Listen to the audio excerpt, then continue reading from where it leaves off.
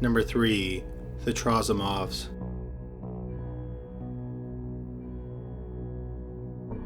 On December 15, 2012, the police in Kharkiv, Ukraine, were called to the apartment where the Trofimovs family lived. Vladimir Trofimonov was 59 years old, and he was a judge. When the police arrived at the apartment, they found a brutal crime scene. Vladimir, along with his 59-year-old wife, Irina, their 30-year-old son, Sergei, and Sergei's girlfriend, 29-year-old Marina Zovea, were all dead. They weren't just dead, they had been decapitated and their heads were missing. The medical examiner said that Vladimir, Irina, and Zovea were beheaded after they were dead. Sergei, on the other hand, was decapitated while he was still alive. Evidence at the crime scene indicated that there was at least 2 people who were involved in the 4 murders. The police think that the murders were planned for some time.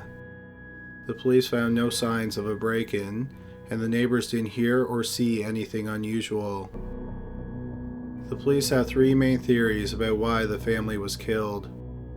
The first is that it was a robbery. Vladimir was internationally known for his rare coin collection.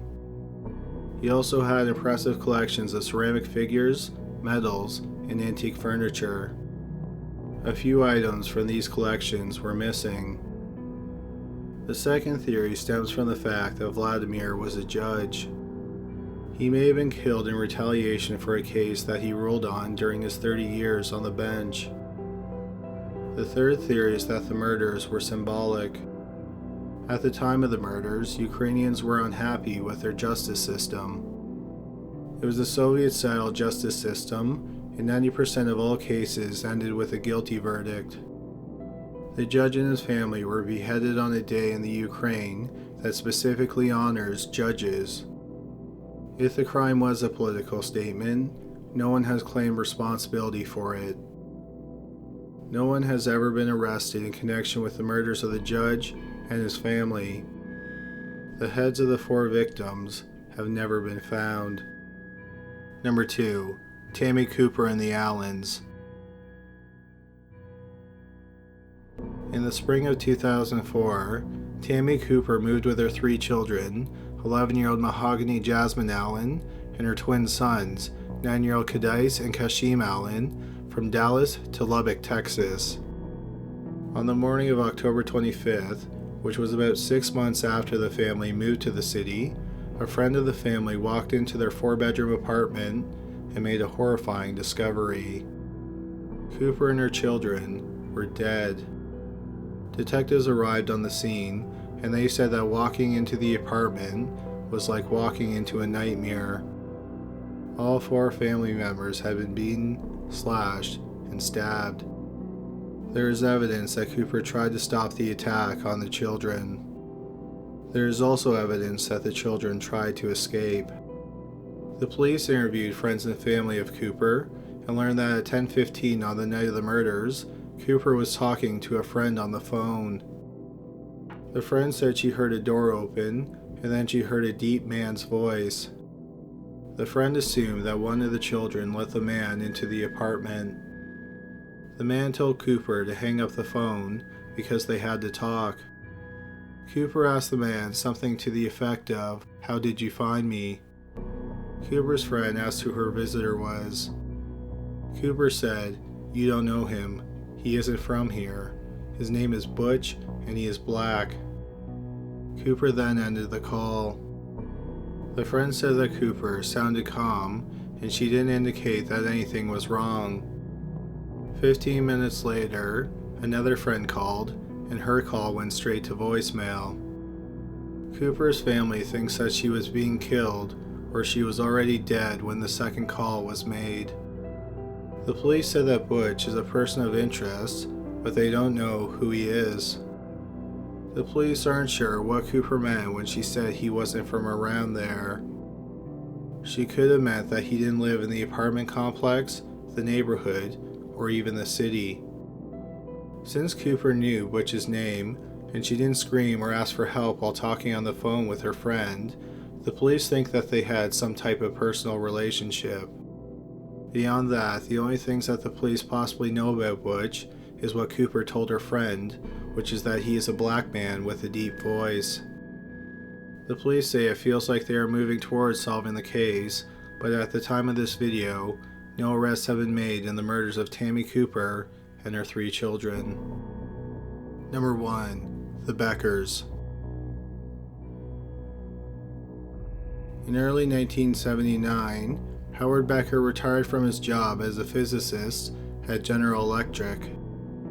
Howard was 61 years old, and he lived on a 16-acre wooded estate in Louisville, Kentucky, with his wife, 57-year-old Helen, and his son, 25-year-old David, who worked as an electrical engineer at Louisville Gas and Electric. At 7:17 p.m. on June 25th, David called 911.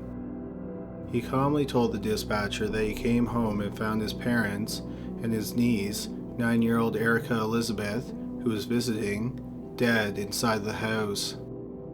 The police arrived on the scene and they found all 3 family members shot to death. Besides the level of violence, what shocked the police was the way that David acted. He was emotionless, almost indifferent, despite finding his parents and his niece brutally murdered. The police brought David in for questioning, and 5 hours later, the lead detective said that David confessed to the murders. The detective said that David said that he was at his riding club, and then he came home and found Erica there. He started to sexually assault her, and his mother caught him. The detective said that David picked up a rifle and shot his mother in the face. He then shot his father with the rifle. The detective said that David didn't remember shooting Erica, but he said he must have done it. David also admitted to some rather unusual things. For example, he was 25 years old and he was a virgin, and he had tried to have sex with a family cat. He also inappropriately touched Erica once, when she was 6 months old. After his confession, David was arrested. The day after the triple homicide, the police thought they had a pretty good case against David. He had confessed and given them a motive for the murders. They also thought that the confession matched the evidence and the state of the crime scene. Notably, Erica's body had signs of sexual abuse.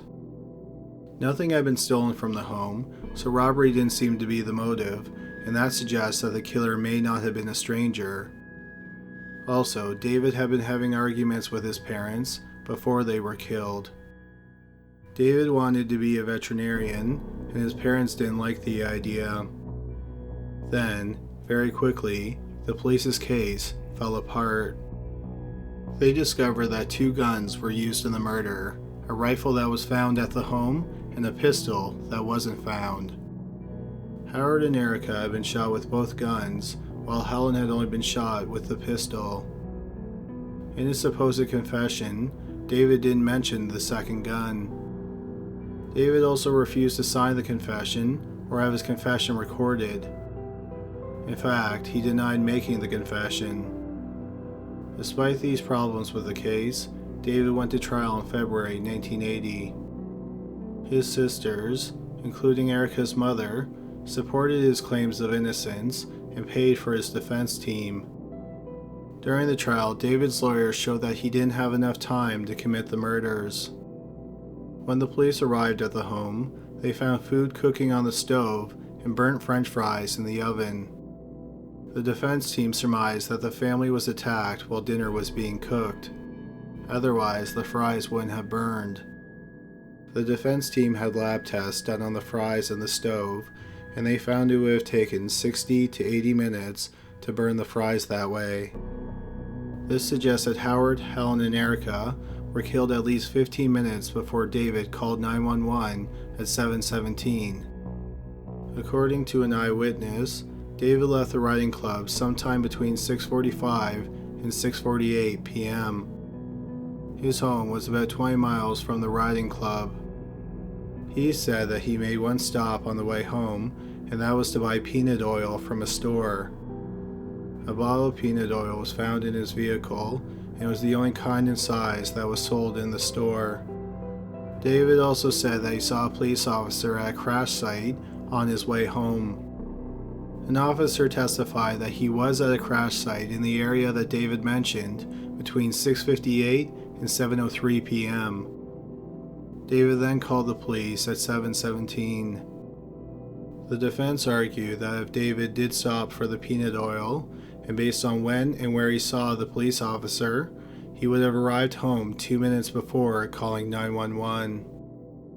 Besides arguing that David didn't have enough time to commit the murders and dispose of the pistol, which was never found, they also pointed out that there was no physical evidence tying him to the triple murder. David was ultimately found not guilty on all counts. After his acquittal, he went to veterinarian school and he worked as a vet and a horse trainer for many years. In the 2000s, David had sexual reassignment surgery, and her name is now Kathleen Ann Becker. She said that she never got angry with the police for charging her with murder.